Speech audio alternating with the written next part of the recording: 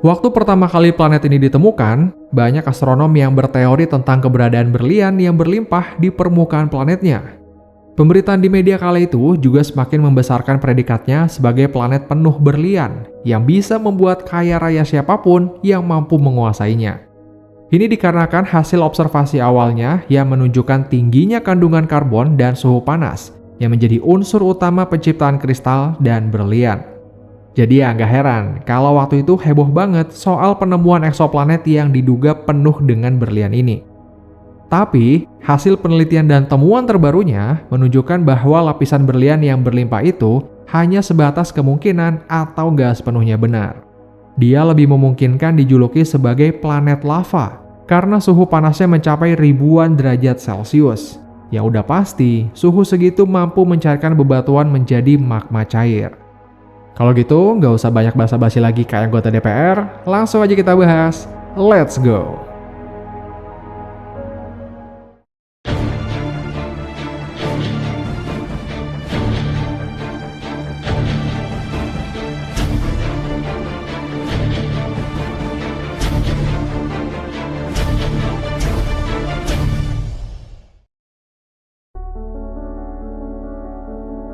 "55 Cancri".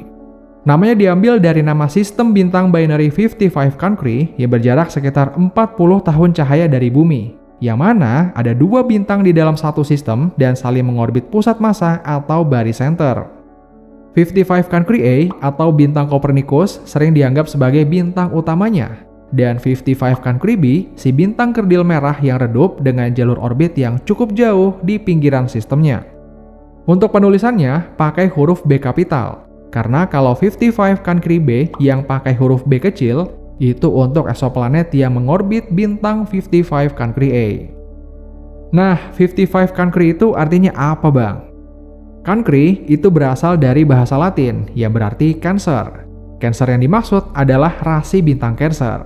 Sedangkan angka 55-nya berarti bintang ke-55 yang ditemukan di rasi bintang Cancer, yang penomorannya tercatat di dalam katalog bintang Flamsteed.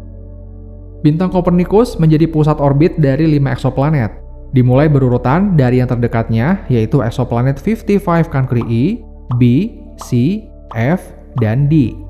Urutan abjadnya bukan berdasarkan siapa yang terdekat dari bintang pusat, tapi siapa yang pertama kali ditemukan.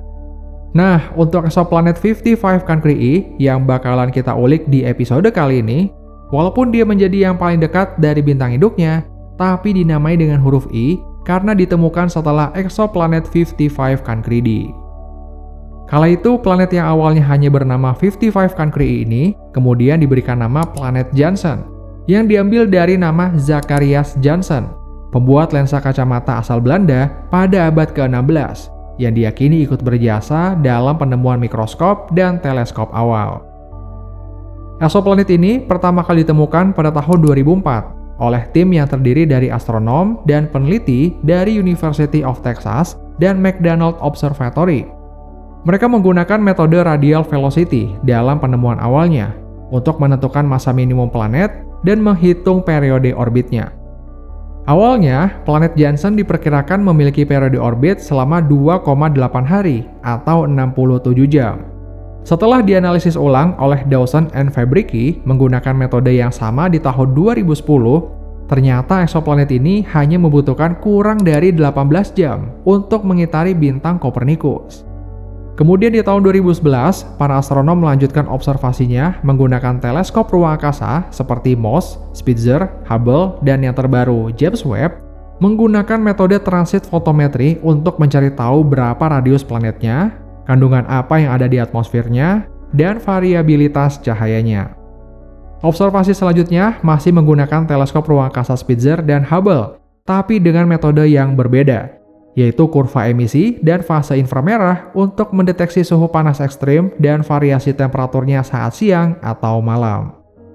Metode yang sama juga diterapkan pada observasi terbaru menggunakan James Webb, yang mana tim kolaborasi dari NASA, European Space Agency, dan Canadian Space Agency berhasil mendapatkan data berupa analisis atmosfer planetnya yang lebih detail. Dan hasil dari semua penelitiannya, para astronom menyimpulkan bahwa planet ini dikategorikan sebagai super Earth. Secara massa dan radius, planet ini mirip Bumi, sekitar 8 kali massa Bumi dan 2 kali radius Bumi. Tapi dengan jarak ke bintang Copernicus sekitar 0,015 EU atau sekitar 2,2 juta kilometer, lebih dekat dari jarak Merkurius ke Matahari. Planet Johnson mengalami yang namanya tidal locking, sebuah keadaan di mana dia tidak berotasi pada porosnya. Artinya, selama dia mengorbit bintang induknya, satu sisi akan mengalami siang hari abadi, sementara sisi lainnya tetap dalam kegelapan permanen. Suhu di sisi siangnya bisa mencapai 3.500 derajat Celcius, dan sisi malamnya hanya sekitar 1.100 derajat Celcius. Atmosfernya diperkirakan terdiri dari karbon dioksida, karbon monoksida, air, dan sulfur dioksida, yang kemungkinan terbentuk dari outgassing magma. Hal inilah yang memunculkan teori planet lava yang penuh dengan gunung berapi dengan aktivitas vulkanik yang ekstrim.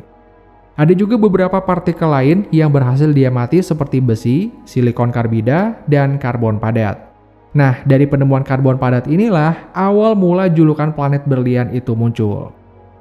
Kalau melihat fenomena pembentukan berlian di bumi, sebenarnya cukup sederhana. Pada lapisan mantel bumi, kandungan karbon yang terkena suhu sekitar 1.300 derajat Celcius dan tekanan sekitar 60 kilobar akan mengubah grafit, yaitu material berstruktur lemah, menjadi berlian, struktur yang lebih kuat. Nah, pada planet Johnson, terdeteksi adanya lapisan karbon padat murni yang jika ditempa dengan suhu mencapai 3.500 derajat Celcius, tentu akan membentuk fenomena berlian dalam jumlah yang masif. Dari sinilah julukan planet berlian digembar-gemborkan. Pemberitaannya di media pada tahun 2012 sangat populer. Banyak yang berandai-andai kalau ada pesawat atau mesin multidimensi untuk pindah ke sana bisa langsung kaya raya atau bahkan mungkin bisa bikin negara sendiri. Tapi, hasil penelitian selanjutnya tentang planet Johnson mulai membantah teori keberadaan berlian yang berlimpah. Serangkaian penelitian dari tahun 2014 hingga 2018 menggunakan teleskop ruang angkasa Spitzer dan Hubble mendeteksi keberadaan senyawa hidrogen dan helium, serta mengoreksi kadar karbon yang tidak sebanyak saat pertama kali diobservasi. Para astronom menduga planet ini punya atmosfer tipis hasil outgassing dari aliran magma. Dari sinilah muncul teori permukaan planet yang dipenuhi lava atau magma. Barulah di tahun 2024, melalui JWST Collaboration, para astronom mengkonfirmasi lapisan atmosfernya tipis seperti hasil dari aktivitas vulkanik. Kurang lebih mirip keadaannya kayak planet Venus, tapi lebih ekstrim lagi. Literatur inilah yang membantah sepenuhnya keberadaan berlian di planet Johnson. Awalnya 55 Cancri dijuluki sebagai planet berlian, tapi sains justru membuktikan sebaliknya. Kini, planet Johnson diyakini sebagai planet super Earth yang super panas dengan vulkanisme ekstrim layaknya planet lava. Inilah bukti bahwa alam semesta selalu menyimpan kejutan, dan ilmu pengetahuan terus berkembang untuk mengungkap rahasianya. Dari para astronom, kita juga belajar, teruslah menggali ilmu pengetahuan sampai ujung alam semesta, meskipun kerap kali dicap sebagai dongeng belaka. Cukup sekian konten kali ini. Kalau ada salah serta kurang yang mau dimaafkan, jangan lupa like, comment, dan subscribe. See you at the next space.